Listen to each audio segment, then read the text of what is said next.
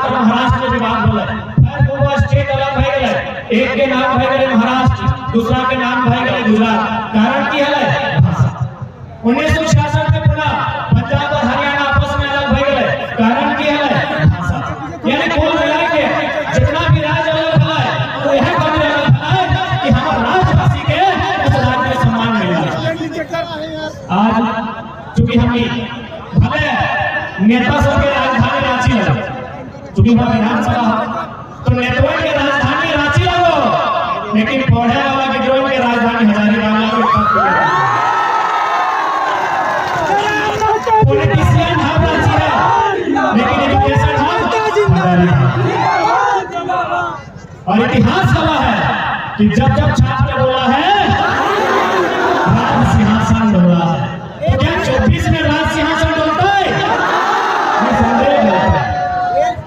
क्योंकि सबसे ज्यादा आघात जितना भी सरकार बनल जितना सरकार बिगड़ल सबसे ज्यादा आघात अगर कर लो हला कोई हलाए तो छात्र अभी हम हजारीबाग जिला में पढ़ाई एकर लेटेस्ट बहाली है शिक्षक बहाली सोभित पेपर के माध्यम से पढ़ले हैं जितना भी पढ़े वाला लीडर हमारे भाई साहब हमारे दादा साहब हमारे बहन साहब तोनी शिक्षक बहाली के बारे में पढ़ले हैं लगभग 3600 बहाली है 3600 बहाली है।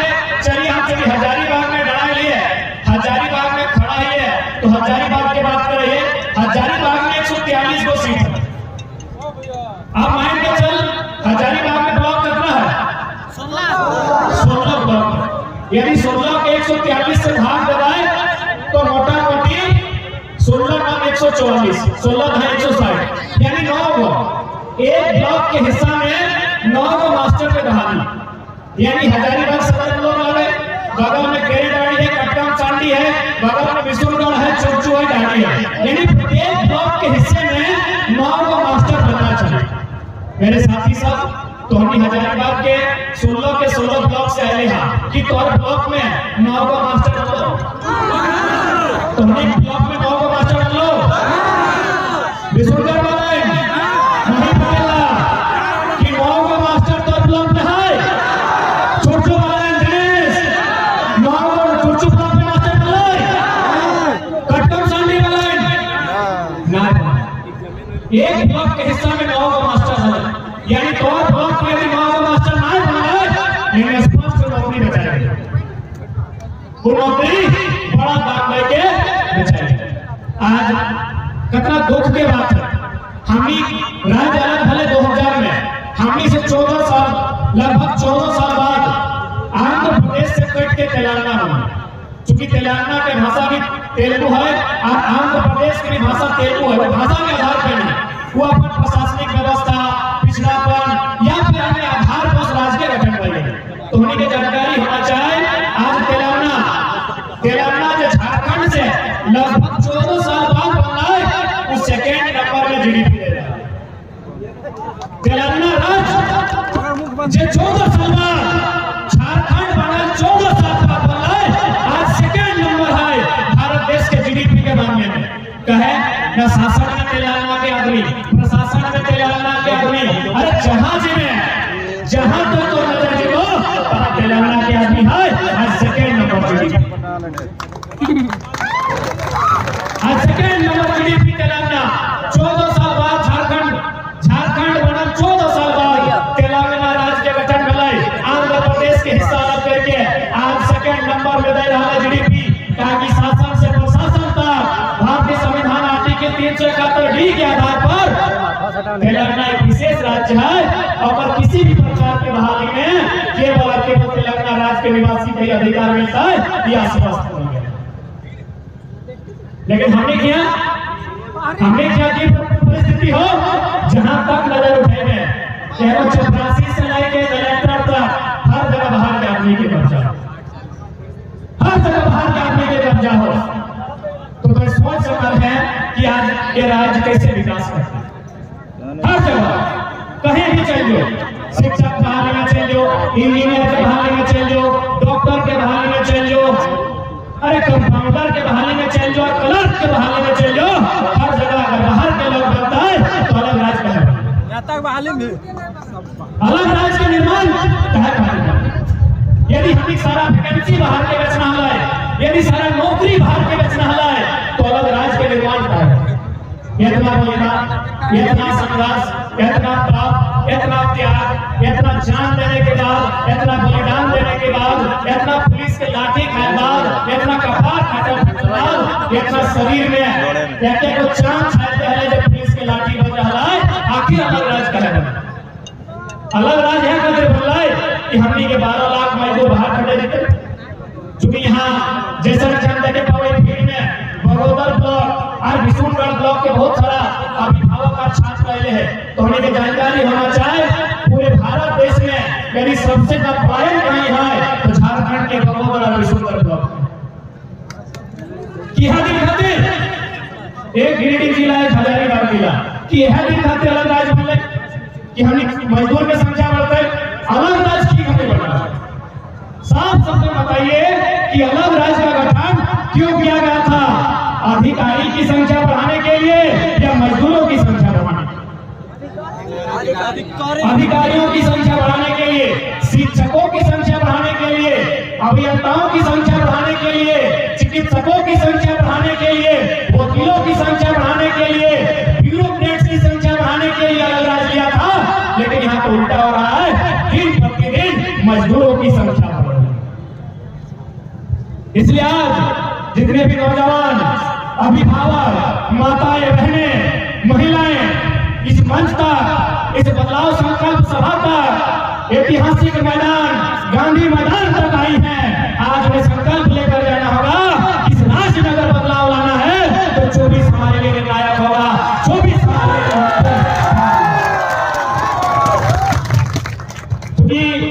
मैं फिर कुछ चंद मिनटों के लिए हिंदी में संबोधन करूंगा, इसलिए क्योंकि मुझे लगता है इन बड़ी बड़ी इमारतों में अन्य राज्यों के लोग भी भारी संख्या में रहते हैं और उन्हें ऐसा मीडिया के माध्यम से या फिर बहुत सारे ऐसे लोग हैं जिनके माध्यम से बात जाती है और उन्हें समझ में शायद नहीं आती है और ये उन्हें लगता है कि ये बाहरी भीतरी की लड़ाई है। बिल्कुल नहीं, ये बिल्कुल बाहरी भीतरी की लड़ाई नहीं है। ये एक शोषण की लड़ाई है, जो हमारे ऊपर अत्याचार हो रहा है उसकी लड़ाई है।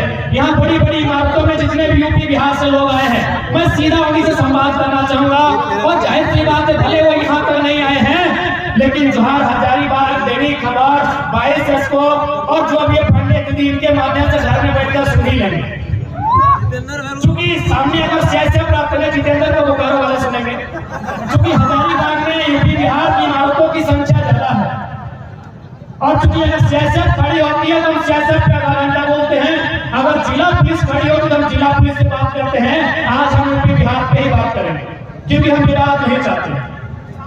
हम अपना विचारधारा को स्पष्ट करना चाहते हैं कि हमारी लड़ाई यूपी बिहार के खिलाफ नहीं है, हमारी लड़ाई भारी भीतरी की लड़ाई नहीं है, हमारी लड़ाई है हमारे अधिकार की लड़ाई। आज जितने भी लोग मीडिया के माध्यम से सुनते हैं कि भारत एक संवैधानिक देश है, कोई कहीं जाके रह सकता है, बच सकता है, और अच्छी बात है, लेकिन ये केवल झारखंड में ही क्यों? आज जितने भी यूपी बिहार के लोग, क्योंकि उनकी संख्या ज्यादा है और ब्यूरोक्रेट्स में उनकी संख्या ज्यादा है, उनका दबदबा है, इसलिए साफ कहते हैं। आपके लोग बंगाल में भी हैं, हमें एक भी आंदोलन दिखाई बंगाल की गलियों में जो अपनी भाषा और अपने अधिकार की बात किया। आपके लोग महाराष्ट्र में हैं और हजार में नहीं लाख में हैं। आप बताइए कब अपने महाराष्ट्र में आंदोलन किया? आपके लोग तेलंगाना में हैं, आपके नहीं, हमारे लोग झारखंड के लोग भी हैं, तेलंगाना में, तमिलनाडु में, केरल में है, गुजरात में है, कर्नाटक में है, महाराष्ट्र में है, चंडीगढ़ में है, दिल्ली में है, आंध्र प्रदेश में है, सभी राज्यों में है। बताइए, मैं आज लोकतंत्र के चौथे स्तंभ के माध्यम से, क्योंकि ये लड़ाई बारी भीतरी की नहीं है, ये लड़ाई विभाजन की नहीं है, ये लड़ाई मानवता की है, ये लड़ाई रोटी के अधिकार की है। मेरे जितने भी यूपी बिहार के भाइयों जिनको ये लगता है, बताइए बाकी राज्यों में आपका क्या स्टैंड है? बाकी राज्यों में आपका क्या अधिकार? अरे उतना छोड़िए, हजारीबाग के सांसद और सांसद के बाप भी बिहार के फालतू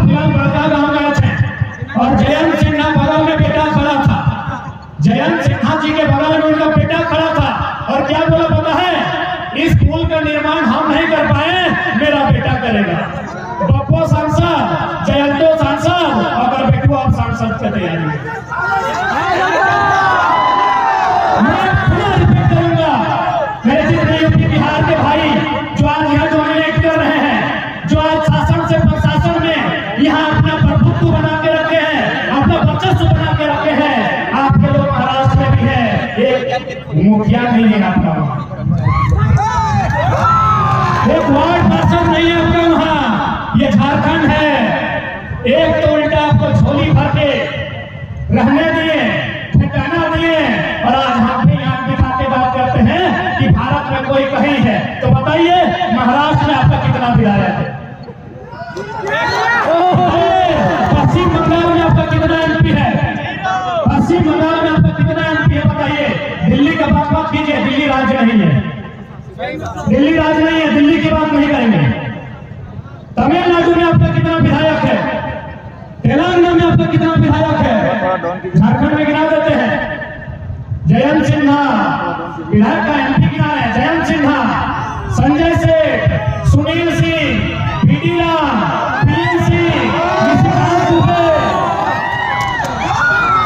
कितना गिनाएंगे, कितना गिनाएंगे? तो इसलिए हम स्वीकार करते हैं, खासकर मैं बिहार के तमाम जो भी लोग जिस पद पर हैं, मैं आपको बड़ा भाई मानता हूँ। संवैधानिक दृष्टिकोण से आप हमारे बड़े भाई हैं, क्योंकि इसी भारत के संविधान के तहत हम लोग आपसे लड़ाई किए हैं। और ये मेरा संदेश है कि लोग तिहाई खत्म करते हैं, मैं लोकतंत्र के चौथे स्तंभ के माध्यम से, क्योंकि याद रखिएगा झारखंड के बाद इससे बड़े बड़े दबंग बने जाएंगे। इस छोटी सी आयु में इतने सरल तरीकों से बात रखने वाला बेटा बहुत काम आएगा। मैं तमाम बिहार के भाइयों को ये संदेश दूंगा, हम मानते हैं आप हमारा बड़ा भाई है। अभी गांव में शादी का सीजन है, अगर किसी भाई का विवाह होता है 5 साल बाद उसको अधिकार अलग दिया जाता है, चूल्हा अलग दिया जाता है। यस या नो? हम लोग भाई के बिहार भाई लोग नेता ना दे पा लो माफी चाहे तो यहाँ धारणा है। अगर भाई का चूंकि शादी का दिन है, भाई को शादी दिया, 2 महीना 6 महीना बाद चूल्हा अलग मिल गया, कुछ साल बाद उसको खेत अलग मिला, मिला कि नहीं मिला? तो यदि उसको चूल्हा अलग मिला तो क्या बड़ा भाई का ये कर्तव्य बनता है कि छोटे भाई का चूल्हा में जाके अपना भोजन पकाएगा? नहीं बनता है। क्या बड़ा भाई का कर्तव्य बनता है कि छोटे भाई को हिस्सा में जो खेत मिला है उसमें जबरदस्ती फसल लगाएगा? ये संदेश बिहार के भाइयों के लिए सीधा संदेश, कोई डर भय नहीं, लॉजिकली संदेश, सीधा संदेश बिहार के भाइयों के लिए है। हाँ, हम स्वीकार करते हैं हम बिहार से अलग हुए हैं और हम आपको अपना बड़ा भाई और खुद को छोटा भाई मानते हैं। और आपसे हमने जमीन का टुकड़ा 46% लिया है। जैसे हमारा क्षेत्रफल है 79,000 वर्ग किलोमीटर, बिहार का 93,000 वर्ग किलोमीटर, उनके पास 54% है, हमारे पास 46 चले 46 ही बहुत है। तमाम बिहार के भाइयों, हमने आपसे ही अलग राज्य लिया है, हम आपका छोटा भाई हैं, हम अलग चूल्हा ले लिए, हम अपना अलग खेत बना लिए। अरे हम अपनी पत्नी भी बिहार के अलग ले आए। क्या हमारी पत्नी आपकी होगी? क्या हमारा खेत आपका होगा? क्या हमारा चूल्हा आपका होगा? जब हमारा चूल्हा आपका नहीं, हमारी रोटी आपकी नहीं, हमारी पत्नी आपकी नहीं, हमारा खेत आपका नहीं, तो फिर राज आपका कैसे?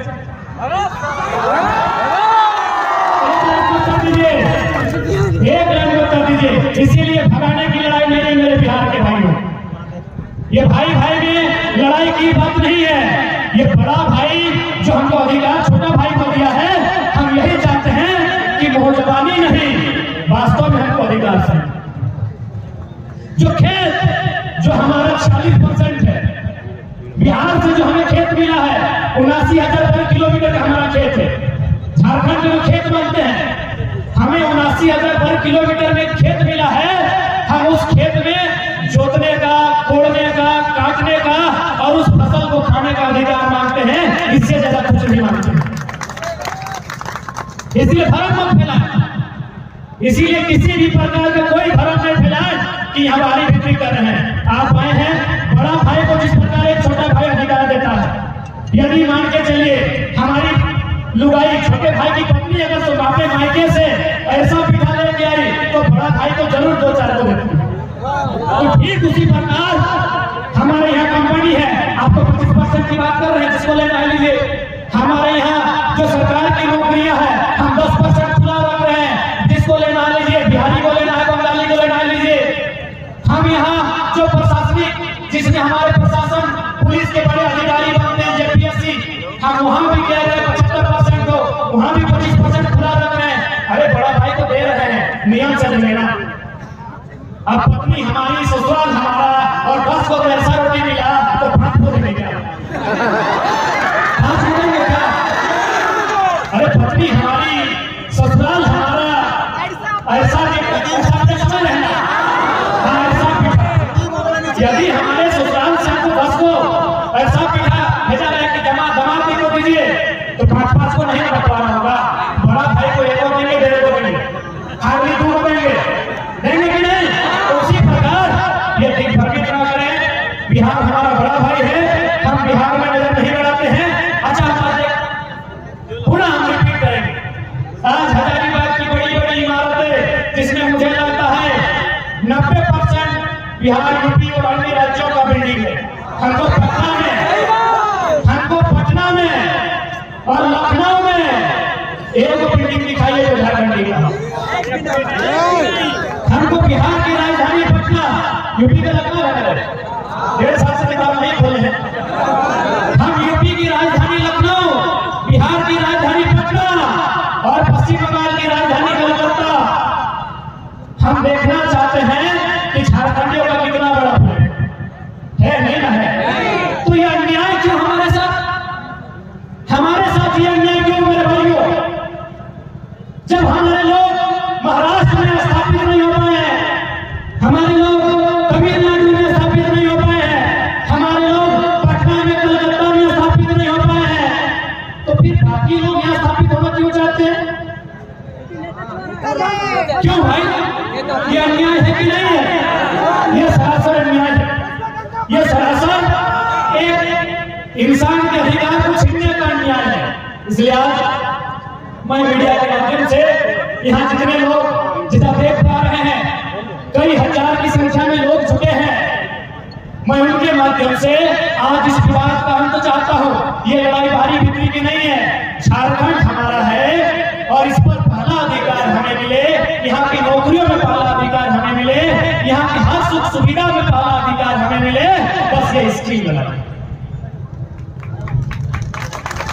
मैं आपको बताना चाहूंगा, तमिलनाडु मास्टर साहब नीचे बैठे हैं, दादा पत्रकारिता में है, सिकंदर साहब इन लोगों के पास बहुत अच्छी जानकारी होगी। तमिलनाडु में ग्रुप डी का फॉर्म नहीं भरते तमिलनाडु के जो मूल निवासी हैं ग्रुप डी का फॉर्म नहीं भरते हैं, बोलता है हम लोग को जरूरत ही नहीं है, मेरा स्टेट इतना डेवलपमेंट है। तो ठीक उसी प्रकार यदि कोई बढ़िया राजनेता यदि इस राजधानी को संभाले, यदि बढ़िया ब्यूरोक्रेट इन दफ्तरों को संभाले, तो झारखंड में इतनी खनिज संपदा है कि हम लोग खूब इस्तेहार देंगे कि 3rd और 4th ग्रेड में 50% बंगाल, बिहार, यूपी को दे दिया, ये और नौकरी कीजिए। आपको जानकारी होनी चाहिए मेरे साथियों, जैसा मुझे सूचना मिला है तमिलनाडु में जो रेलवे का DEF लेवल का होता है वो नहीं भरते हैं, क्योंकि वह स्टेट डेवलपमेंट स्टेट है, जीडीपी देने वाला स्टेट है, वहाँ रोजगार का साधन है। तो सोच सकते हैं जब तमिलनाडु इतना डेवलपमेंट है, यदि झारखंड में अच्छी पॉलिसी बन जाए तो झारखंड स्वर्ग से वास्तव में सुंदर होगा। इस बात की पूरी करें। हम लोग बहुत फोन करेंगे कि मेरा दोस्त इंस्टाग्राम के माध्यम से पटना में दोस्ती हुआ है, फेसबुक के माध्यम से 2-4 बंगाली लोग से मेरा दोस्ती हो गया है। हम खुद फोन करेंगे कि मेरे राज्य में वैकेंसी आया है, तुम फॉर्म भरो, फिर भी हम कर देंगे। लेकिन एक अच्छा लीडर नहीं मिलने के कारण, एक बेहतर पॉलिटिशियन नहीं मिलने के कारण, एक बेहतर पॉलिसी नहीं बनने के कारण आज हमारे राज्य की जो दशा है कि 40% खनिज देने वाला राज्य, 40% मेरे साथियों, 40% खनिज देने वाला राज्य आज भारत देश का निम्नतम राज्य बन गया है। शिक्षा की बात करें, रोजगार की बात करें, पलायन की बात करें, विस्थापन की भी बात करें, हर तरह से ये सबसे निम्न पायदान पर खड़ा है, ऐसा राज बन गया। इसलिए आज बहुत सारे लोग कहते होंगे हमें कोई लीडर मिलने का हम लोग का उद्देश्य नहीं था, लेकिन अब एक बात बताइए, भारत एक लोकतांत्रिक देश है, जो भला राज्य के सर्वोच्च मंदिर विधानसभा से हो सकता है, माफ कीजिएगा यहाँ जितने लोग आए हैं सबकी किसी न किसी धर्म पे आस्था है, हम ठेस नहीं पहुंचाएंगे, लेकिन आप भी जानते हैं हम लाख इबादत पूजा पाठ कर लें, जो नीति नियम कानून से भला होगा वो कहीं से नहीं होगा। मेरे साथियों इस बात को याद रखिए, यदि किसी चमत्कार से भला होगा, यदि कोई मिरेकल कोई चमत्कार होगा, तो यकीन मानिए योगी आदित्यनाथ राजनीति में नहीं आते हुए बहुत बड़े शब्द हैं, चमत्कार कर लेते हैं। याद रखिए मेरे साथियों, यूपी के माननीय मुख्यमंत्री श्रीमान योगी आदित्यनाथ एक संत हैं, वे राजनीति में नहीं आते, क्योंकि चमत्कार जैसा आधुनिक युग में शायद ही कुछ होता। 1% हो सकता है कि हमारी आयु कम है, हम उतनी बड़ी व्यवस्था पर सवाल खड़ा नहीं करेंगे, लेकिन इतना मानिए चमत्कार जैसा कदम छोटा विशेष तो माननीय योगीनाथ राजनीति में कदम नहीं रखते। मेरे साथियों इस बात को कान खोल कर याद रखिएगा, क्योंकि भारत एक लोकतांत्रिक देश है, यहाँ अगर कुछ भी उद्धार होगा नियम से होगा, कानून से होगा, विज्ञान के चमत्कार से होगा, आसमानी चमत्कार से कुछ नहीं होगा। मेरे साथियों इसलिए हमें पॉलिटिक्स के लिए सोचना होगा, क्योंकि हम पॉलिटिक्स नहीं सोचते हैं, इसीलिए तो चैन सिन्हा बोलता है बप्पो बल्लो हम बनो बैठो बनो। क्या गलत सोचता है, क्या गलत सोचता है? माननीय जैन सिन्हा यदि सोच रहे हैं कि अपने बाद अपना बेटवा को सांसद बनाएंगे, तो कोनो गलत ना सोचो, वो कुछ गलत ना सोचो, ताकि झारखंड के आदमी विधायक संसद में सोचते नहीं करो। अब 2-4 लड़का ले हो तो अपने चेहरा चमको, अरे और बीच के लोग एटनी के परदेशियन के एमपी स्वीकार कर ले, लेकिन झारखंड के आदमी तो हम विरोध करे लगे हैं। हमने के आदमी की सोच लो ना, साथे एक पुआ मिल लेते हलवा मिल लेते, बस इतने तो दुनिया है, झाड़ू पोछा लगाता है दुनिया विधानसभा तक है, दुनिया लोकसभा तक है, तो पता चलता वास्तव में दुनिया चलना।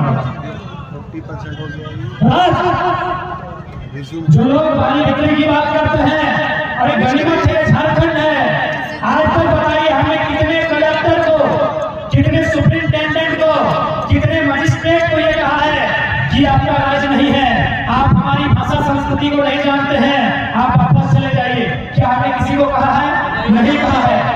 महाराष्ट्र में एक मामूली ऑटो ड्राइवर आंख में आंख डाल के एसपी को बोला था, do you know Marathi? If you don't know get lost.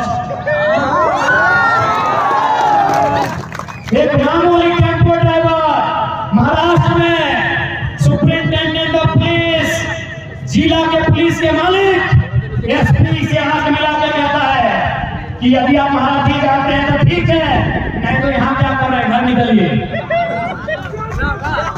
ये झारखंड है, ये झारखंड है, इसीलिए तो पूजा सिंघा 25 करोड़, छवि रंजन, वीरेंद्र राम, अभी बहुत सारा लिस्ट बाकी है, अभी बहुत सारा लिस्ट बाकी है। मेरे साथियों ये झारखंड है, जो आप यहाँ अरबों का घोटाला करते हैं, फिर भी लोग चुपचाप आपको सह लेते हैं।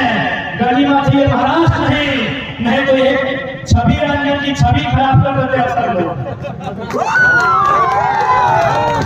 आज झारखंड के सबसे प्राचीन जिला से सेनेट फॉर्म के बोल रहे हैं कि जिस दिन झारखंड के लोगों का कैरेक्टर मराठी और तमिलनाडु के तर्ज पर होगा ना, अच्छे किसी छवि रंजन की छवि खराब कर देंगे।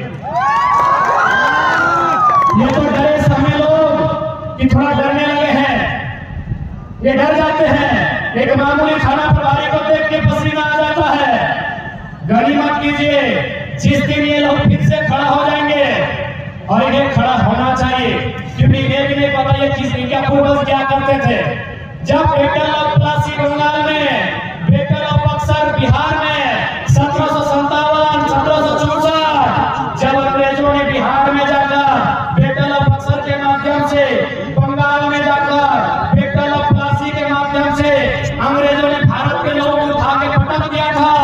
उसी समय हम लोग ढाल पे जो चुहाड़ पे जो करते अंग्रेजों को 1 नंबर करवा दिया था। इस बात को याद रखिएगा। समस्या ये है कि हम लोग अपने इतिहास को जानना नहीं चाहते हैं, अपने पूर्वजों के बलिदान को जानना नहीं चाहते हैं। ये हजारीबाग की धरती आंदोलन की धरती है। यही सबसे पहले सन 1925-27 के आसपास एक नारा लगा था, दिल्ली चलो। सबसे पहले नारा हजारीबाग में लगा है, याद कीजिएगा मेरे साथ। शायद 1925 था, मान के चलते ये 2023 आ गया है, 100 साल का समय आया है। आज फिर से हजारीबाग की माटी में नारा लग रहा है, दिल्ली चलो का। लेकिन इस बार दिल्ली हम लोग भीड़ लेके नहीं जाएंगे, इस भीड़ में से एक MP चुनकर भेजेंगे। अब बहुत सारे लोग बोलेंगे कि लोग झारखंड के मुद्दा को लेकर पॉलिटिक्स किया है, दिल्ली में क्या करेगा? ना दिल्ली में हम वही करेंगे जो चाइना से युद्ध हारने के बाद उस समय के प्रधानमंत्री पंडित जवाहरलाल नेहरू की आंख से आंख डालकर राज्यसभा सांसद राष्ट्रकवि रामधारी सिंह दिनकर ने कविता कही थी कि रोक में विजय को यहाँ जाने दे, इनको स्वर्ग दे, मुझको लौटा दे गांधी गदा, मुझको लौटा दे अर्जुन भीम। प्रधानमंत्री से आंख मिलाया था। जबकि मजे की बात है, राज्यसभा सांसद कांग्रेस की तरफ से, प्रधानमंत्री कांग्रेस का था, लेकिन फिर भी रामधारी सिंह दिनकर ने जरूर किया था कि यदि आपको डर लगता है तो आपको युधिष्ठिर की जरूरत नहीं है, हमको त्रिनेत्र खोलने वाले महाकाल को दीजिए और पूरे भारत में शंखनाद की घोषणा कीजिए। ये किसने कहा था? रामधारी सिंह दिनकर, जिन्होंने रश्मि रचना लिखी है। तो ठीक उसी प्रकार यदि आपको लगता है कि हम लोकसभा में क्या करेंगे, तो देश के प्रधानमंत्री मोदी जी बन गया है, केजरीवाल बन गया है, राहुल गांधी बन गया है, नीतीश बन गया है, बनर्जी ममता बन गया है, हमें दिक्कत नहीं है, कोई बन गया है। हम उनके आंख में आंख डालकर सवाल करेंगे कि अडानी का पावर प्लांट यदि बिजली बांग्लादेश को जाना था तो गोड्डा में क्यों लगाए? हम उनसे आंख में आंख डाल के सवाल करेंगे कि यही बुढ़ा खाकर लौटा, जब ये दूसरे राज्य में कंपनी खोलता है वहां 0 पोल्यूशन होता है, झारखंड में हमारा भाई लोग कैंसर से कैसे बड़ा प्रधानमंत्री उत्तर दीजिए। हम प्रधानमंत्री सवाल करेंगे कि NTPC का मतलब देश होता है क्या? अडानी का मतलब देश होता है क्या?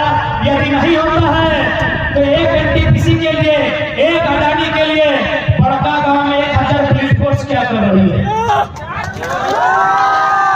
हमारे अंग्रेजों की ईस्ट इंडिया कंपनी ने उतना अत्याचार नहीं किया है जितना भारत की कंपनी आज बड़का गांव में कर रही है। आज NTPC हो, मगध आम्रपाली हो, या फिर अन्य त्रिवेणी संगम हो, या वहां जो भी कंपनियां कोयला तोड़ने के लिए स्थापित है, आज इस प्रकार की अमानवीय काम कर रही है, आज जिस प्रकार झारखंड के लोगों के साथ शोषण कर रही है, पूरे ब्रह्मांड में इतना अन्याय किसी के साथ नहीं हुआ। इसलिए आज यदि आपके मन में यह सवाल आता है कि ये लोग अब लोकसभा में क्या करेंगे, अरे हमारी पहली जरूरत लोकसभा में ही है ताकि पूरी दुनिया को बताएंगे हमारी दर्द क्या है, हमारी पीड़ा क्या है, हमारे साथ जुल्म क्या है, हमारे साथ अपमान क्या है, ये पूरी दुनिया को बताएंगे। और पूरी दुनिया को यदि बताना है तो हजारीबाग के गांधी मैदान से नहीं, गांधी के संसद से बताएंगे। गांधी मैदान से यदि बात रखेंगे तो कितने लोग सुनेंगे? 2 लाख सुनेंगे, 2 करोड़ सुनेंगे।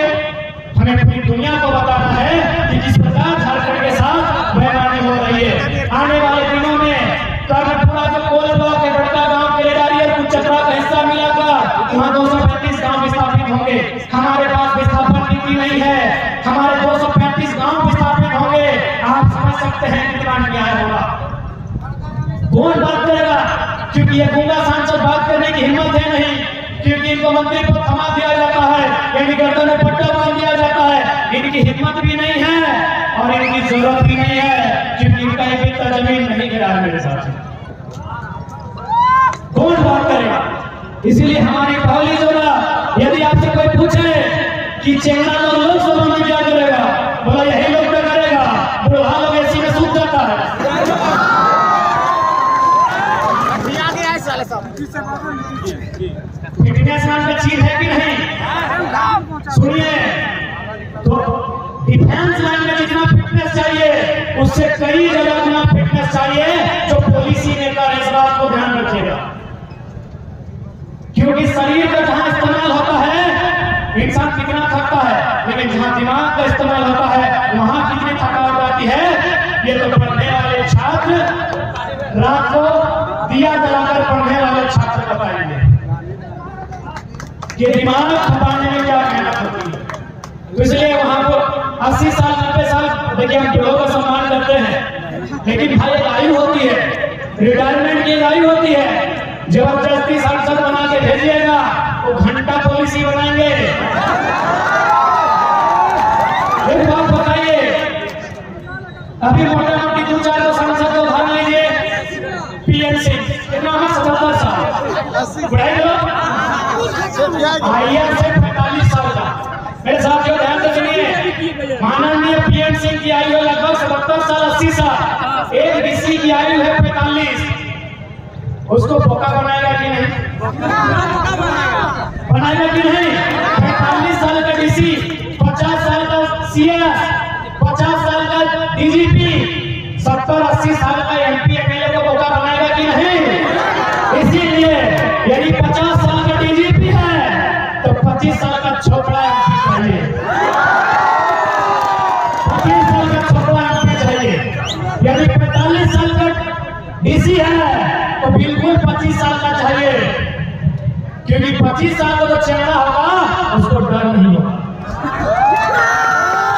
सामने वाला डीसी रहे चाहे डीसी रहे, सामने वाला डीसी रहे चाहे डीसी रहे, घंटा डर नहीं है, एक पैसा डर नहीं है। इसलिए डर नहीं है कि मरना एक दिन तुमको भी, यहाँ बचने के लिए कोई नहीं आया है। तुम अमृत भी किताबी बात है, और होगा कोई कारण हम विवाद भी करेंगे, हम बात भी नहीं करेंगे। तुम यहाँ जीने के लिए नहीं आया है। जो मेरे शरीर में ब्लड है तुम्हारे शरीर में वही ब्लड है, इसलिए हमको घंटा फर्क नहीं पड़ता है सामने वाला कितना ऊंचा बता देगा। तुम्हारी ही जो पत्नी, तुम्हारी पत्नी और हमारी भाभी की, हमको भाभी लोग का खाना कहाँ है, पत्नी है नहीं। माननीय डीसी साहब, आपकी पत्नी जो खाना बनाती है और हमारी भोगी जो खाना बनाती है वो चावल ही होता है, आपका वाला सोना का चावल नहीं होता। इसलिए मैं सीधा संदेश देना चाहूंगा, हम लोग इसलिए संसद में जाना चाहते हैं ताकि उनका मुकाबला कर सकें और उनसे हिम्मत लगाकर बात कर सकें। जो हिम्मत आज हम लोग यहाँ कर पाए हैं, वचन दीजिए, अगर आप लोग हमें मौका देते हैं तो हम लोग भी वचन देते हैं, लोकसभा में पटक के जोर जोर से टेबल में देश के प्रधानमंत्री से बात करेंगे और उनसे तो यही कहेंगे कि अरे भाई जो योग्यता आपकी है वही योग्यता हमारी है। बस आपका सांसद 300 था इसीलिए आप पीएम बने, हम लोग 500 लेके आए हैं। पीएम बनने से पहले वो सांसद ही होता है ना, तो भी सांसद है, हम भी सांसद बन के जाएंगे, हम भी बने हमारे लोग। और उनसे एक बिंदु में सवाल होगा, देश के प्रधानमंत्री से सवाल होगा कि हमारे राज्य ने आपको 40% खरीद दिया, बदले में आपने कैबिनेट किया, झारखंड के लिए यस या नो में बोलिए,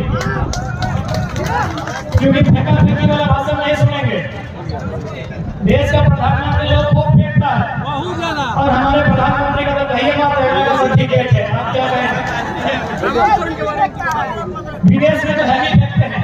हाल फिलहाल गए थे जलवायु परिवर्तन में, हाल फिलहाल हमारे यशस्वी प्रधानमंत्री की हजारीबाग बीजेपी वालों का गढ़ है, थोड़ा इसलिए यशस्वी लगा के बोलते हैं, लेकिन इनको 30 सेकंड में आपकी आधी भक्ति उतार देंगे 30 सेकंड के भाषण में। उसके बाद अगर ज्यादा है तो कर सकते हैं, लेकिन यदि आप में थोड़ा सा भी एक हिस्सा आपकी खोपड़ी का खाली है, यदि गोबर नहीं भरा है, तो हम 30 सेकंड में भक्ति उतार देंगे। लॉजिक सुनिए, बारे में बोल रहे हैं, राज्य का विषय है, देश की बात कर रहे हैं। लॉजिक सुनिए, कुछ वर्ष पहले हमारे यशस्वी देश दुनिया में नामी गिनामी माननीय श्री 108 श्री प्रधानमंत्री चौकीदार प्रधान सेवक नरेंद्र दामोदर दास भाई मोदी जी विदेश गए थे जलवायु सम्मेलन में। ध्यान से सुनिएगा, जलवायु सम्मेलन में यशस्वी प्रधानमंत्री विदेश गए थे। विषय था क्लाइमेट को लेकर, और हाल फिलहाल को लेकर छठा क्लास का बच्चा क्लाइमेट में सवाल किया तो क्या बोला कि क्लाइमेट चेंज नहीं हुआ है, हमारी उम्र 40 से 45 हो गई, हम चेंज नहीं करे। उन्होंने कहा, बकायदा उन्होंने पूरी दुनिया के सामने कहा कि हम लोग कोयला आधारित, जो कोयला पे आधारित उद्योग है वो कंट्रोल करेंगे। क्योंकि कोयला आधारित उद्योग से क्या होता है, CO2 कार्बन डाइऑक्साइड, बराबर केमिस्ट्री वालों, केमिस्ट्री वालों, CO2 का से होता है SO2 सल्फर डाइऑक्साइड, कोयला से NO2 नाइट्रोजन ऑक्साइड ना, कोयला से। तो चूंकि CO2 NO2 SO2 कोयला के जो खनन होता है उससे बाहर आता है, इससे किसको नुकसान होता है, मानव जीवन को, जंगल को, पर्यावरण को। तो देश के प्रधानमंत्री ने पूरी दुनिया के सामने कहा कि हम लोग कोयला के आधार पर उद्योग को कंट्रोल करेंगे। दुनिया में पूरा ताली बजा। वैसे भी हमारे कैमरामैन मोदी जी देख भी होंगे, कैमरा में बहुत आज तक लगभग 2300 कुर्ता पहने तो कैमरामैन को ही है।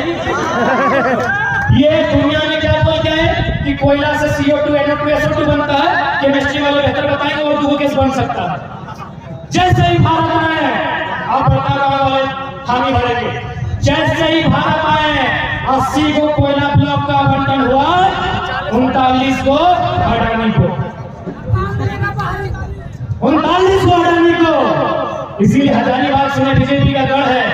आपके यशस्वी प्रधानमंत्री दुनिया में जाके डंका पीटते हैं कि कोयला आधारित जो कंपनी है उसको कंट्रोल करेंगे, और इंडिया जैसे आते हैं इनका आंख पीछे आता है, जबान पीछे आती है, और 80 को कोयला खदान बेचते हैं, 39 को अपने एडॉप्टेड तत्तक सब ठीक है ना,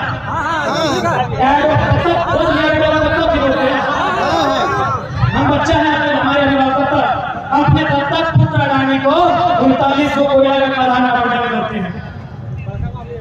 जिसमें सोच के देखिए मेरे साथियों। इसीलिए आज MP भी बनाने की आवश्यकता है जो जाके लोकसभा के भीतर इस बात को रख सके, लोकसभा के भीतर अपनी बातों का लोहा बनवा सके। और हम पूरा विश्वास कीजिए, प्रधानमंत्री को छोड़िए, यदि वो अपने मित्र, चूंकि ट्रंप के टाइम बोलते हैं ट्रंप मित्र है, बाइडेन के टाइम बोलते हैं बाइडेन है, चलिए बाइडेन की बेटी साइडेन भी उनकी मित्र है। प्रधानमंत्री को छोड़िए, व्हाइट हाउस में जो अमेरिका का प्रेसिडेंट बैठा है उनको बुला के लिए ये भारत की संसद बैठाइए, हमारे सवालों का उत्तर वे भी नहीं दे पाएंगे, हमारे लॉजिकल सवालों का उत्तर वो भी नहीं दे पाएंगे। और कहां से देंगे? वो जब इंडिया आए तो मोदी जी दीवार खड़ा कर दिए थे, कहां से देंगे? उनको इंडिया देखने ही नहीं दिया, तो सवाल सुनने देंगे? इसलिए देखिए, मैं स्पष्ट कहूंगा, तमिलनाडु में बीजेपी और कांग्रेस का संसद नहीं भेजते हैं, वो तमिलनाडु का संसद भेजते हैं। बाकी जिसको मन बुझाएगा समर्थन दिल्ली में देंगे। तेलंगाना में NDA UPA के सांसद नहीं भेजते हैं, वो अपने भेजते हैं। ममता दीदी से सीखिए ना, वो UPA NDA का सांसद नहीं भेजती है, वो बंगाली सांसद भेजती है, और दिल्ली में जो होगा देखा जाएगा। MP अपना भेजिए, दिल्ली में समर्थन देने बोलेगा समर्थन देगा, विपक्ष में बैठने बोलेगा विपक्ष में बैठेगा, आपसे पूछ के बैठेगा, जनता से पूछ के बैठेगा। आप यही मोहर लगाते हैं कि हमारे हजारीबाग का कैंडिडेट NDA समर्पित है, हमारा गिरिडीह का कैंडिडेट UPA समर्पित है। आप यही मार्का लगा दिए हैं NDA UPA, वो घंटा झारखंड की बात करेगा, उसके गर्दन में पट्टा डाल के रखेंगे कि नहीं रखेंगे। इसलिए इंडिपेंडेंट हम झारखंडी मोहर लगा के भेजेंगे, हम झारखंड का थप्पा लगा के भेजेंगे। दिल्ली में क्या करना है नहीं करना है वो झारखंड चमकाओ उन्हें बताएगी, ट्विटर के माध्यम से बताएगी, फेसबुक के माध्यम से बताएगी, मीडिया के माध्यम से बताएगी, जो भी माध्यम होगा उस माध्यम से बताएगी कि हमारे सांसद को क्या करना है। आपकी जानकारी के लिए दुनिया में दो प्रकार के लोकतंत्र होते हैं, एक प्रत्यक्ष लोकतंत्र, एक अप्रत्यक्ष लोकतंत्र। भारत कैसा लोकतंत्र है आपको जानकारी है ना? अप्रत्यक्ष लोकतंत्र। अप्रत्यक्ष लोकतंत्र का मतलब है कि जनता डायरेक्ट नियम नहीं बनाएगी, क्योंकि यदि इस जनता को बोलेंगे आप दिल्ली जाके नियम बनाइए तो मारामारी होगा कि नहीं। यानी भारत देश की जो लोकतांत्रिक व्यवस्था है वो अप्रत्यक्ष रूप से, यानी जनता क्या करेगी कि इस भीड़ में उदय दा को अच्छी जानकारी है, संजय दा को अच्छी जानकारी है, मनोज दा को अच्छी जानकारी है, महेंद्र दा को अच्छी जानकारी है, राजेश्वर को अच्छी जानकारी है, सुनील दा को अच्छी जानकारी है, तो उनको भेजे कि हम आपको चुन के संसद भेज रहे हैं, आप हमारी बात को रखिए। इसी को बोला जाता है अप्रत्यक्ष लोकतंत्र। जिन देशों में जनसंख्या कम है वहाँ प्रत्यक्ष लोकतंत्र है, जिस देश में जागरूकता है वहाँ डायरेक्ट लोकतंत्र है। जनता खुद जाती है, बैठती है, नियम बना के वापस आती है। चूंकि हमारे देश में पॉसिबल नहीं है, तो ठीक उसी प्रकार यदि हमारे एमपी चुन के जाएंगे तो हमारे भाई लोग इनको आप बोलेंगे। इसी प्रकार हजारीबाग में जुटेंगे, पढ़ने वाले छात्र जुटेंगे और आप जो आपका एमपी होगा उससे बोलिएगा भैया ये बात दिल्ली में रखना, बात खत्म है। एक लाइन बोलिएगा कि भैया ये बात आपको दिल्ली में रखना है, और नहीं तो याद रखिएगा गांधी मैदान भले गांधी के नाम में है लेकिन समाधि संसद आपकी होगी। भीड़ का केस नहीं होता है भाई, भीड़ का केस नहीं होता है। 10,000 लोग मिलकर एक सांसद को दौड़ा दौड़ा के धोती खोल के मारेंगे, नो एफआईआर, कोई केस नहीं होगा, कोई केस नहीं होगा। जब एक सांसद को 5 लाख लोग वोट देते हैं तो 5,000 लोग धोती खोल के मारिएगा, क्या दिक्कत? कोई नहीं, जो बदलेगा उसकी धुनाई।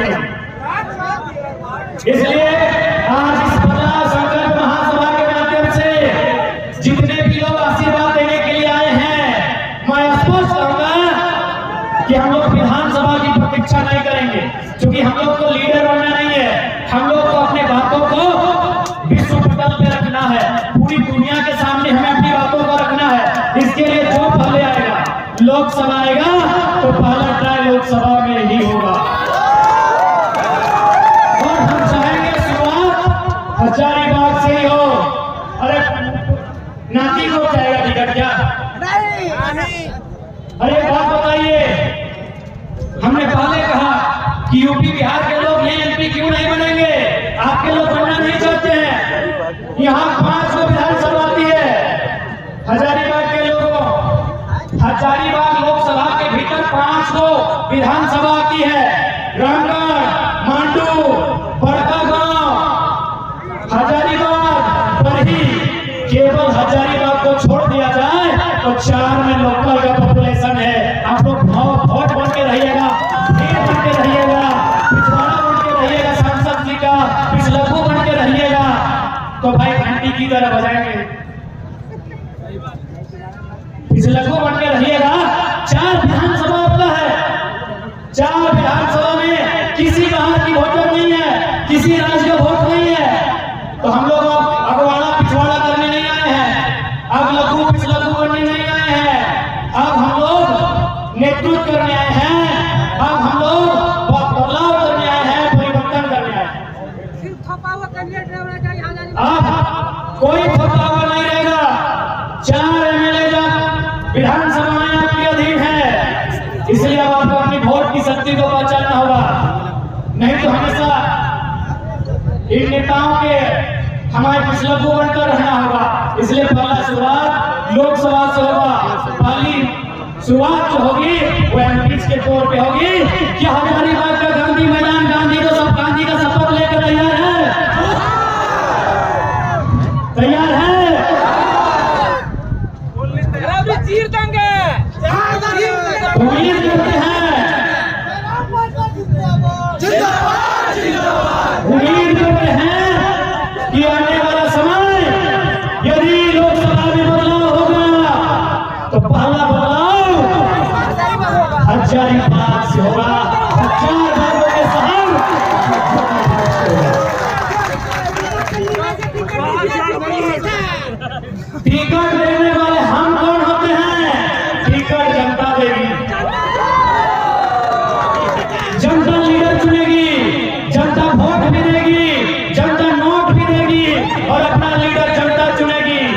ट्विटर में हैशटैग कीजिए कि हजारीबाग मांगे फलना, सब हजारीबाग को होना चाहिए। आप फेसबुक में कीजिए, आप सभा करके कीजिए, आप कहिएगा वही होगा। हम लोग व्यवस्था में बदलने जा रहे हैं, हम लोग थोपने नहीं जा रहे हैं। जो हजारीबाग की माटी से चीरकर आवाज आएगी, उसी आवाज पर हम लोग अमल करेंगे और उसे यहाँ से एमपी बनाकर दिल्ली भेजा जाएगा, जो जनता की आवाज होगी। यही नहीं, जो भी पॉलिसियां बनेंगी, राज्य में बने या केंद्र में बने, अगर छात्र के लिए पॉलिसी बनेगी तो छात्र के बीच बैठकर बने। अब पॉलिसी बनाएंगे, जो लोग कभी हॉस्टल का दर्द समझता नहीं है, जो लोग कभी 15 किलोमीटर साइकिल चलाया नहीं है, जो लोग कभी सुबह 3 बजे भोर उठकर पढ़ा नहीं है, चांदी का चम्मच लेके आया हुआ यशवंत सिन्हा का बेटा जयंत सिन्हा और गुरुजी के पुत्र हेमंत सोरेन समझेंगे। गुरुजी ने संघर्ष किया है, हेमंत बाबू अगर संघर्ष किए होते तो आज स्टूडेंट सड़क पे नहीं होती और हम लोग युवा पढ़ने वाले लीडरशिप के लिए नहीं आते। राजा का बेटा राजा नहीं बनेगा, पेटीकोट शासक पहले होता था, होके रहेगा। इसलिए चूंकि आज स्टूडेंट की अगर बात करनी है तो स्टूडेंट से पूछिए, हॉस्टल में पढ़ने वाले स्टूडेंट को चिट्ठी जारी कीजिए, जैसे आप वीडियो को जारी करते हैं। जिस प्रकार मुख्यमंत्री के प्रधान सचिव के लेटर से लेटर जारी होता है तमाम वीडियो को, हम लोग तमाम छात्रावास में स्टूडेंट को भेजेंगे, तमाम छात्र इकाई को भेजेंगे कि हम लोग अमुक तिथि को छात्रों को लेकर कैबिनेट बुला रहे हैं, आपका प्रस्ताव क्या है, आप क्या चर्चा करते हैं, उस चर्चा को ड्राफ्टिंग कीजिए और आइए जितने भी प्रतिनिधिमंडल हैं, छात्रों की बात होगी तो गांधी मैदान और गोल्फ मैदान में होगी और कड़कड़ाती सुबह सुबह भोर 4 बजे होगी।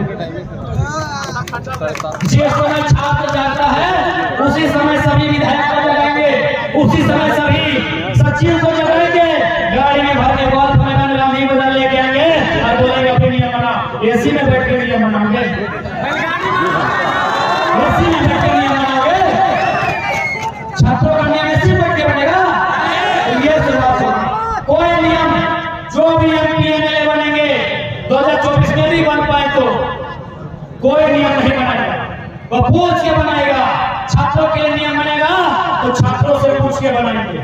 जो कोचिंग संस्थानों में पढ़ते हैं, जो हॉस्टल्स में पढ़ते हैं, जो ग्रुप स्टडी करते हैं, जो गांव में पढ़ते हैं या शहरों में पढ़ते हैं, पढ़ने वाले छात्रों से पूछ के नियम बनेगा। यदि विस्थापन नीति बनानी हो तो यूपी बिहार वालों से पूछ के बनाएंगे क्या? विस्थापन नीति बनानी हो तो गोरखपुरा पटना के लोगों से पूछ के बनाई जाएगी। जो विस्थापित का दर्द देते हैं, धनबाद बोकारो के कोयला खदानों के लोगों से पूछ के बनाएगी, जिन्होंने अपने बाप दादा की 20 एकड़ 25 एकड़ जमीन फैक्ट्री को दिया, उनसे पूछ के बनाई जाएगी विस्थापन नीति। कृषि नीति बनाई जाएगी। तो क्या ऐसी पंखे में जी नहीं, किसान का संघर्ष कब होता है? जेठ की दोपहरी में जब हल लेके खेतों में निकलता है। जेठ की दोपहरी में सभी विधायक को खेत में बैठा के पुलिस सुनेगा, कोई हवा नहीं, कोई पंखा नहीं। जैसा किसान धान उगाता है और जरूरत पड़ेगा तो सावन महीना में कादा खेत में लेके कादा में बैठा के पुलिस वीडियो को रिकॉर्ड रखते हैं। अगर हम भीड़ से अगर कोई विधायक चुन के जाता है, समस्या विधायक के दरबार में नहीं, जरूरत पड़ा तो कादा खेत में, जैसा किसान बैठा है तो पीन के बैठा के कादा खेत में बैठा के बारे में थोड़ा बोलिए दादा। बहुत विस्थापित हो रहा है दादा। इसलिए आज इस संकल्प सभा में जितना झन जुटले यहाँ संकल्प लेके जा, यहाँ संकल्प लेके जा, एक हुक्कार भर के जा कि आने वाला 2024 में जिस विषय में झारखंड के लोगों को दर्द है, तकलीफ है, पीड़ा है, उन विषयों को जो जानता हो, जो समझता हो, वैसे ही एमपी एमएलए चुनेंगे। इस बात का संकल्प आज गांधी मैदान में आपको लेके जाना। गांधी यानी संकल्प। तो आज गांधी मैदान से तमाम लोग जो आए हैं की रूपरेखा क्या होगी, 24 में क्या होगा, और उन्हें बताना होगा कि आज जो संख्या गांधी मैदान में है, इनका औकात इतना है कि विधानसभा और लोकसभा एक आध वोट भेज सके, एक नहीं दर्जन को। इसलिए आज यदि हजारीबाग में शुरुआत होगा तो यकीन मानिए वो आग चतरा भी जाएगा, क्योंकि चतरा में भी अन्याय है। और सुनने में आया चतरा भी एक ऐसा लोकसभा है जहां आज तक चतरा का बेटा सांसद बना ही नहीं है। चतरा वासियों यदि आए हैं तो थोड़ी शर्मिंदगी महसूस भले क्यों ना कीजिए, अपमानित महसूस कीजिए, क्योंकि कभी कभी अपमान ही प्रतिशोध लेती है। और पूछना है तो किसी स्त्री से पूछिए, इसलिए चतरा के लोग करोड़पति में पूछा है ना, इसलिए चतरा के लोग यदि आपको अपमानित लगता है तो लगने दीजिए, ठेस पहुंचता है तो पहुंचने दीजिए। आज प्रतिशोध की बात है, चतरा में भी बदलाव होना चाहिए। मुंह न चल तो बाहरी सांसद न चल तो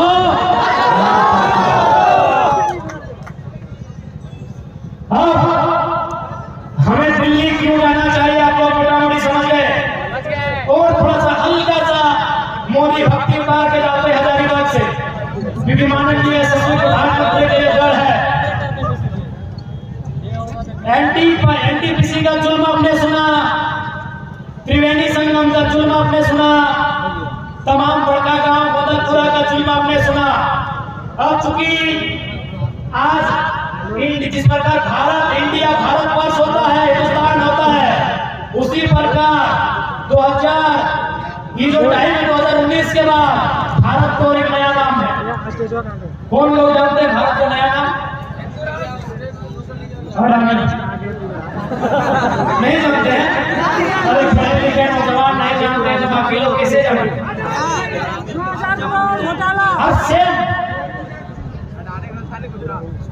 एकदम सेम INDIA इंडिया, उसी स्पेलिंग है, लगभग ADANI आगे पीछे कर दिया, सेम है, कोई नया वर्ड नहीं है। आगे पीछे कर यानी घुमा फिरा के इंडिया से अडानी हो गया है। कैसे बताते हैं, बताना जरूरी है, बीजेपी का दल है, बताना जरूरी है। गोड्डा में जो पावर प्लांट, उसका कोयला कहां से आता है जानकारी है? फ्रांस से, शायद ऑस्ट्रेलिया से, बराबर ऑस्ट्रेलिया से आता है कोयला, ऑस्ट्रेलिया से आता है। डिपुट होता है गोड्डा में, बिजली बनता है गोड्डा में, जमीन है गोड्डा का, और बिजली का प्रोडक्शन करता है बांग्लादेश। लॉजिकली समझिएगा, थोड़ा सा एक थोड़ा दिमाग थोड़ा हम लोग को भी दे दीजिए, बाकी मोदी जी को दे दीजिए। हमारे जाने के बाद एक थोड़ा जगह जाते हैं। आपके दिल में हमारा बहुत जगह है, आपके दिमाग में हम एकदम माइक्रो सेंटीमीटर मिली सेंटीमीटर से भी नीचे जगह चाहते हैं कुछ बात रखने के लिए। ऑस्ट्रेलिया से यदि दूरी को नापा जाए तो मुझे लगता है 200, 250, 300 किलोमीटर दूर होगा गोड्डा बांग्लादेश की तुलना में। यदि हम ऑस्ट्रेलिया से चलेंगे तो पहले बांग्लादेश आएगा कि भारत आएगा? बांग्लादेश आएगा, क्योंकि ऑस्ट्रेलिया जिस दिशा में है बांग्लादेश उस दिशा में पहले है। यानी यदि हम ऑस्ट्रेलिया से चलेंगे तो पहले बांग्लादेश आएगा, ना कि झारखंड आएगा। तो सिंपल सा फंडा है, यदि कोयला ऑस्ट्रेलिया का लेना था और बिजली प्रोडक्शन अगर बांग्लादेश के लिए करना था तो जमीन बांग्लादेश की है। एक सेकंड हमको जगह दे दीजिए, दिमाग में सारा भूत उतार देंगे कि जमीन आपको बांग्लादेश करना था। आप भले बांग्लादेश को गाली दीजिए, आप भले इंडिया पाकिस्तान हिंदू मुसलमान कीजिए, बांग्लादेश आपसे झारखंडियों से बचाना थे। बिजली लिया, एक बीता जमीन नहीं दिया, एक बीता जमीन नहीं दिया। क्यों? CO2, NO2, SO2 आपसे तो चलाक है। जब पाकिस्तान का टमाटर हाई हुआ था पूरा इंडिया में बवाल था। इंडिया में हो गया है, इंडिया में हो गया है। पाकिस्तान में यदि आतंक है तो हम आतंक का दुश्मन है, बाकी दुनिया के किसी देश का किसी राज्य का हम शत्रु नहीं है। तो पाकिस्तान के लोग भूखे क्यों मरेंगे भाई? वे भी इंसान रहते हैं। पाकिस्तान में बढ़ती हुई टमाटर से हमें खुशी नहीं होनी चाहिए। हमें खुशी होनी चाहिए भारत की अर्थव्यवस्था बढ़े, हमें खुशी होनी चाहिए भारत का GDP बढ़े, हमें खुशी होनी चाहिए भारत के नौजवानों को रोजगार मिले, तब खुश होना चाहिए। हम खुश होते पाकिस्तान का टमाटर बढ़ा है। टमाटर आतंकवादी लोग भी टमाटर नहीं खाता है, वो लोग तो खून पीते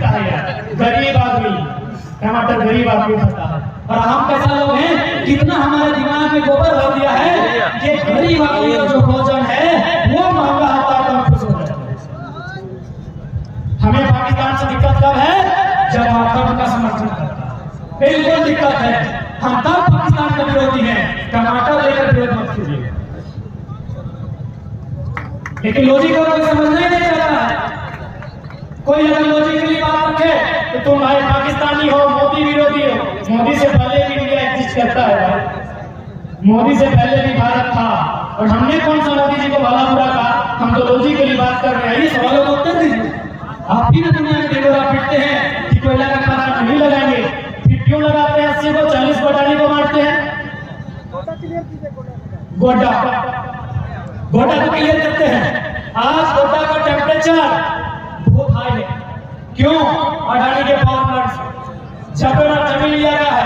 आपने देखा होगा, मारपीट के जबरदस्ती जमीन लिया गया है और बिजली बांग्लादेश को। इसीलिए तो कहा है कि हमार पानी हमार पसीना, बिजली जलाओ शेख हसीना, हमार पानी हमार पसीना, बिजली जले तो शेख हसीना।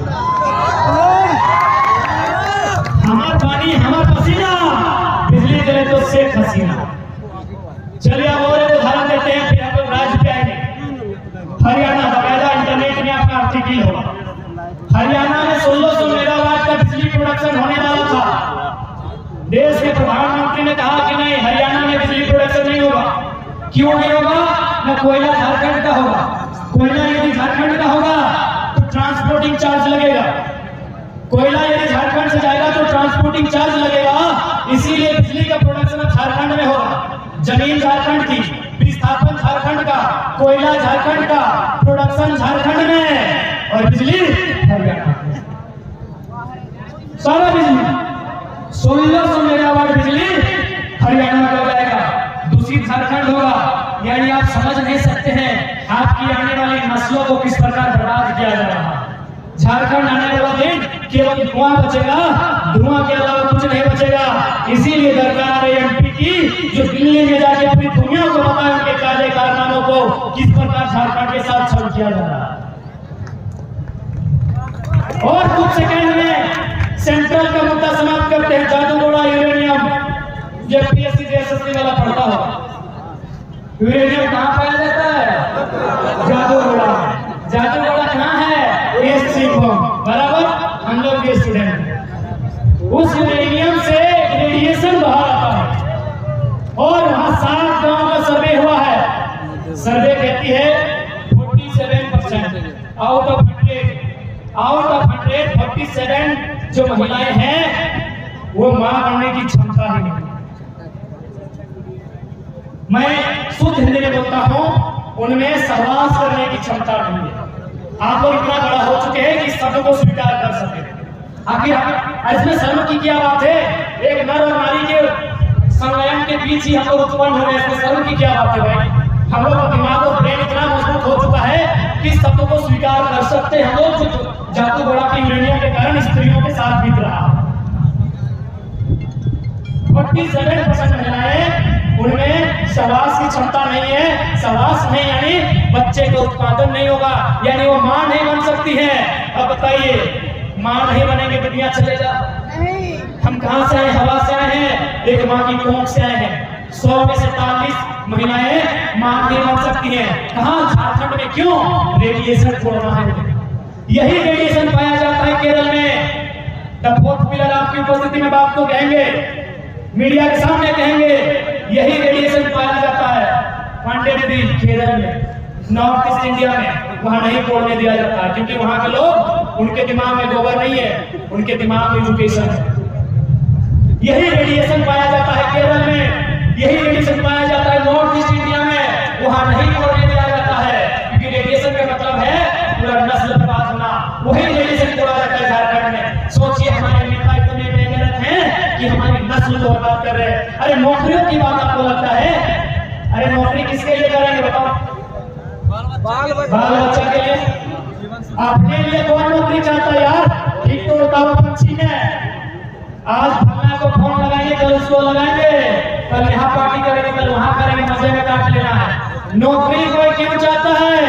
इंजीनियर लोग बताएंगे, लड़की लोग भी बताइए ना कि अच्छा पति मिले, अच्छा से बच्चा को पढ़ाई इसीलिए ना, अच्छा पत्नी मिले। लड़का लोग चाहता है अच्छी नौकरी मिले, लुगाई ठीक ठाक अच्छा से जीवन काटे, इसीलिए नौकरी चाहिए ना। अरे नौकरी की बात छोड़िए, यहाँ नस्ल को बर्बाद किया जा रहा है। आपके राज्य में कोयला खनन, आपके राज्य में यूरेनियम खनन, और उससे आपकी नस्ल बर्बाद हो। इसीलिए हमने कहा कि अब हमें एमपी वहां जाने दीजिए, अब हमें दिल्ली जाने दीजिए। ऐसे भी दिल्ली में लोग कॉमेडी सुनते हैं, लोकसभा का भाषण हम लोग भी सुने हैं, आधा से ज्यादा नेता लोग को कॉमेडी बतियाता है। हमें एक बार जाको गोड़ा गोदलपुरा का, हजारीबाग बड़का गांव का, गोड्डा का, धीरा बोकारो का, जमशेदपुर का जो दर्द है, इसे लोकसभा में लड़ने का मौका दीजिए। जरूर देंगे। यदि नहीं मौका देंगे तो जगान पकड़िए। अभी सत्र चलेगा, मानसून सत्र, बोलिए झारखंड का पीड़ा को रखे। अगर इनमें हिम्मत है तो हमें नहीं लड़ेंगे दिल्ली का चुनाव। अगर इनमें जरा भी हिम्मत है और खुले मन से कहते हैं कि हजारीबाग में खड़ा है, तो हजारीबाग के एमपी को चैलेंज करते हुए कहते हैं कि जरा भी हिम्मत है, जरा भी मानवता है, जरा भी इंसानियत है, तो हजारीबाग नहीं आता है, आपके लोकसभा में आता है गोमलपुरा। यदि दर्द है और वास्तव में मर्द है तो लोकसभा में मोदी से आंख मिला के बात रखिए कि किस प्रकार अच्छी रहा है हमारी मिट्टी का। यदि एमपी में यहाँ जरा भी साहस है तो लोकसभा में प्रधानमंत्री से आंख मिला के कहिए किस प्रकार गोमलपुरा में चीरहरण हो रहा है। जबरदस्ती जमीन लिया जा रहा है, बिना ग्राम सभा का लिया जा रहा है, बिना रैयत की मंजूरी को लिया जा रहा है। अरे हद तो तब हो गया। मिथिलेश दा का घर में इतना लोग खाना खाने गए, एक भैया के सुनाए कि बड़ा बाबू बोले कि इधर कोयला मिलने वाला है, घर मत बनाइए। बोले हाँ रे सरवा, हमारे बाप का जमीन और बड़ा बाबू थोड़ा पूछ के घर बनाए आए हैं, पूछ लीजिए। एक बड़ा बाबू का अधिकार है जी, मेरा जमीन है, वहां बाथरूम बनाए, लेटरिन रूम बनाए या कुछ भी बनाए, मेरा बाप का प्रॉपर्टी है। अरे कोयला का खजाना है तो क्या हुआ, पॉलिसी लेके आना दे देंगे, घरों दे देंगे, सारा तोड़ के दे देंगे, पॉलिसी लेके आना। जिस प्रकार एनसीएल में पॉलिसी है, मध्य प्रदेश सिंगरौली में पॉलिसी है, नॉर्दर्न कोल लिमिटेड नामक पॉलिसी है, वहां क्या करती है, घर यदि बना है कोयला खदान के सामने तो सबसे पहले घर बनाती है 5 किलोमीटर दूर में विस्थापित एरिया बसाती है। आप में हिम्मत है पूरे गोमलपुरा को बसाइए, आप में हिम्मत है कर्णपुरा को बसाइए, आप में हिम्मत है बड़गरवा को बसाइए। ये होता है, सीधे से होता है, ये कोई हम लोग हवा हवाई और प्रधानमंत्री की तरफ भेज रही है। आप मध्य प्रदेश घूम के आइए, नॉर्दर्न कोल लिमिटेड, आप महाराष्ट्र घूम के आइए, वेस्टर्न कोल लिमिटेड, WCL, आप महानदी तट पे घूम के आइए, MCL, महानदी कोल लिमिटेड, सब जगह पहुंच कि घर कोई दिक्कत नहीं, घर तोड़ेंगे। हम देश के विकास के विरोधी नहीं है, लेकिन बदले में घर देंगे, बदले में घर देंगे, ये पूरे देश में पॉलिसी है। लेकिन जैसे ही झारखंड आता है, पता नहीं मेहमानों को क्या सोचता है, या लाठी मार के, डंडा मार के, और नहीं तो यहाँ के थाना प्रभारी दिल से मत लीजिए, 353 लगा देंगे। लास्ट में लोग ये धारा है सेक्शन 353, एक धारा है 353, यानी हम लोग को बड़ी लगाया है, लास्ट में 353 लगा देंगे। इंडियन पेनल कोड, और सबसे मजा का बात, इंडियन पेनल कोड का पहले फुल फॉर्म था आयरिश पेनल कोड, यानी आयरिश देश में अंग्रेज लोग कंट्रोल करने के लिए, वहां के लोगों को कंट्रोल में रखने के लिए नियम बनाया था आयरिश पेनल कोड। इन लोग एक बिंदु में बदलाव नहीं किया, केवल आयरिश को इंडियन किया और सारा कानून इंडिया में वापस शिफ्ट कर दिया। बड़ा बाबू खैर आपका सम्मान करते हैं, लेकिन आपको भी बताना चाहेंगे ये इंडियन पेनल कोड वास्तव में आयरिश पेनल कोड है। आयरिश यानी एक आयरलैंड नामक कंट्री है जो इंग्लैंड का पड़ोसी है, और आई थिंक शायद वो ब्रिटेन का पार्ट है, कंफर्म कीजिए। इंग्लैंड, स्कॉटलैंड, वेल्स और साइड आयरलैंड, ये चारों मिलकर ब्रिटेन का यूनाइटेड किंगडम का हिस्सा बनती है। यानी आयरलैंड में अंग्रेज कब्जा किया था, खतर कंट्री ने किया था। यानी अंग्रेज के लोग आयरलैंड को दबाने के लिए कानून बनाए थे, आयरिश पेनल कोड। उसी कानून को भारत में लाके इंप्लीमेंट किए इंडियन पेनल कोड। सारी धाराएं वैसी की वैसी। तो इसलिए 303 पर लगा दो, ये लोग डर जाएंगे, मर जाएंगे, जमीन ले लेंगे। यही आज तक झारखंड में हुआ।